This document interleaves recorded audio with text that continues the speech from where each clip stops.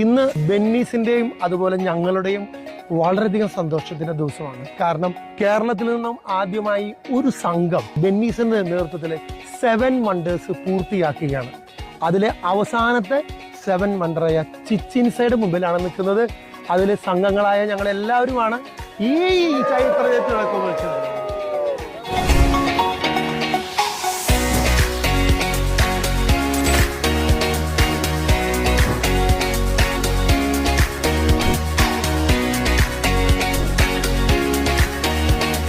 ഞങ്ങൾക്ക് എല്ലാവർക്കും അഭിമാനിക്കാവുന്ന ഒരു നിമിഷമാണ്.